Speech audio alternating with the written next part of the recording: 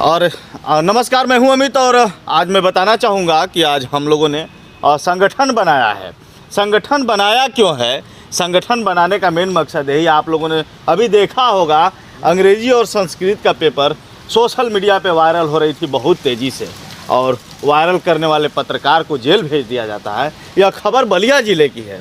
हालांकि यहाँ कोई धरना प्रदर्शन नहीं है, इसी को देखते हुए ये हुआ है कि एकता होनी चाहिए। और आप देख सकते हैं सारे यहाँ मीडिया भाई बंधु हैं और हम लोगों की टीम आज गठित भी हो चुकी है और इस टीम का नाम रखा गया है स्वतंत्र मीडिया एसोसिएशन गाजीपुर उत्तर प्रदेश।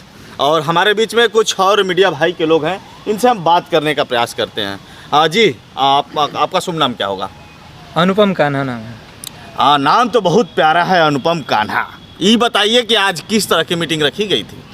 ये मीटिंग इसलिए रखा गया है ताकि इस देश के भीतर जितने भी लोग अत्याचार कर रहे हैं, ये अत्याचार नहीं होना चाहिए। और इस अत्याचार के खिलाफ हम सारे पत्रकार एकजुट होकर के इसके खिलाफ आवाज़ उठाएंगे। और अभी आपने कहा कि पेपर लीक हो गया है और पत्रकार जी को जेल में डाल दिया गया है जी। ऐसा नहीं होना चाहिए। उनका गलती इसमें 1% नहीं है जिन्होंने ये कदम उठाया है।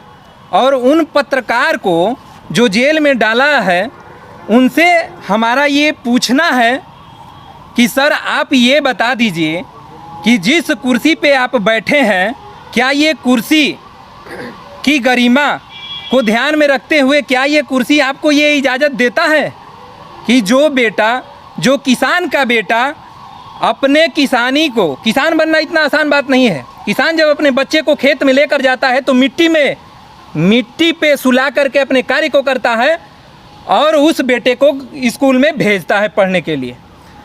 एक तो वो इतना अच्छा काम किए हैं कि पेपर लीक हुआ है और मीडिया पे वायरल कराए हैं, लोगों को जागरूक किए हैं। इधर सरकार कहती है कि हम अत्याचार नहीं होने देंगे, हम अत्याचार के खिलाफ हैं। और यहाँ पे जब पेपर लीक होता है, मीडिया के द्वारा सच्चाई सामने लाया जाता है, तो उसी सरकारी के अंदर जो कार्य करने वाले लोग हैं, वो पत्रकार को, जो सच्चा ईमानदार पत्रकार होता है, वो सच्चाई को दिखाता है और उसको ले जा कर के जेल में बंद कर दिया जाता है। हम चुप नहीं बैठेंगे, लेकिन ये धरना नहीं है, ये धरना नहीं है। हम चुप नहीं बैठेंगे जब तक उनकी रिहाई नहीं होती है। हम सरकार से और बलिया के जो डीएम हैं, एसडीएम हैं, उन तमाम लोगों से मैं कहना चाहता हूं कि उनको जल्द से जल्द रिहा किया जाए और पारदर्शी तरीके से एग्ज़ाम होगा। और जिस तरह पारदर्शी तरीके से अगर एग्ज़ाम होगा, जो लड़के एंट्रेंस एग्ज़ाम क्वालिफाई करेंगे वही आगे जा कर के उन बुलंदी को छू पाएंगे। इसके लिए धन्यवाद आप सभी लोगों का। चलिए मानते हैं अगर बलिया के डीएम साहब आप हमारी वीडियो देख रहे होंगे, बलिया के पुलिस कप्तान साहब आप भी हमारी वीडियो देख रहे होंगे, हम लोग कानून को हाथ में नहीं लेंगे। आप प्यार से उनको जेल से रिहा करिए और आपसे आग्रह है, रिक्वेस्ट है। और भी कहना चाहूँगा, देखा जाए तो योगी जी ने कहा था कि पत्रकार कभी भी थाने में जाएं तो उनके साथ अच्छा व्यवहार करें, उनको इज्जतपूर्वक बैठाएं, उनसे मामले को समझें और उनका हमेशा सम्मान करना है। क्या आपको लगता है कि पत्रकारों का सम्मान हो रहा है? पहली बात तो ये है कि इस पृथ्वी पर, इस देश के भीतर, उत्तर प्रदेश राज्य में इतना भ्रष्टाचार हो गया है कि हमारी देश के भीतर जो महिलाएं हैं वो सुरक्षित नहीं हैं। पहला रीज़न है।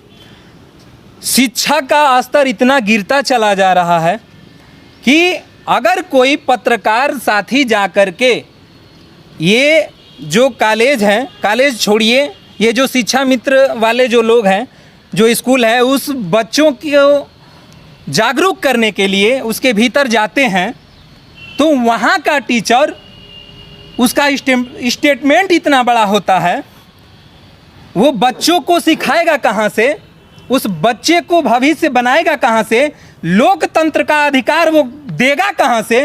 वो पत्रकार पर ही आक्रमण कर देता है, जबकि ऐसा नहीं होना चाहिए।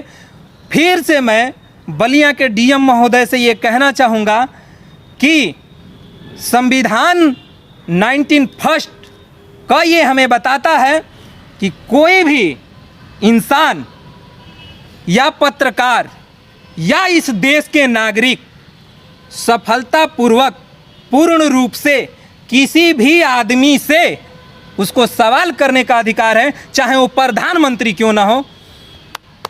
हम उसी मजबूती से हम सवाल करेंगे।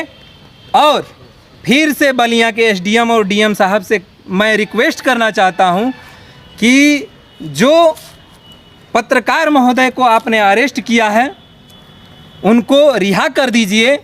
कोई यहाँ पे हम एलियन नहीं हैं, मंगल ग्रह से नहीं आए हैं।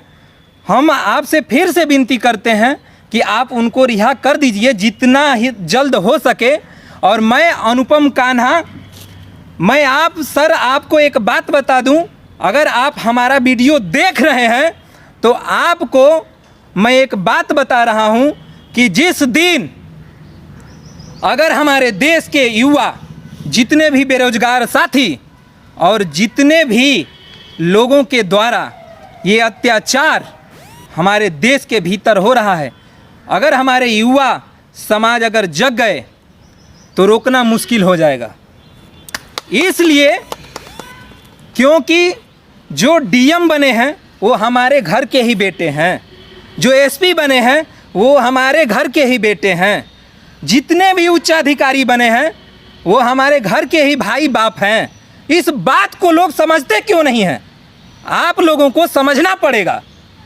और लोग कहते हैं कि नेताजी जब फ़ोन करेंगे तब हम कार्रवाई करेंगे। तो सर, आप लोगों को ये बात पता होना चाहिए कि नेता इसी भारत के जो मूल नागरिक होता है वही नेता बनाकर सदन में भेजने का काम करता है।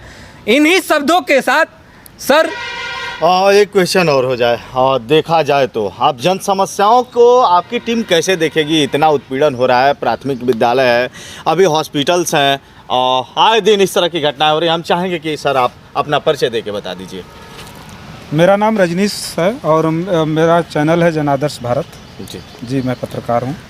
देखिए, जो समस्याओं से निपटने की बात है ना, तो सबसे पहले साहब देखिए, समस्याओं से निपटना क्या है।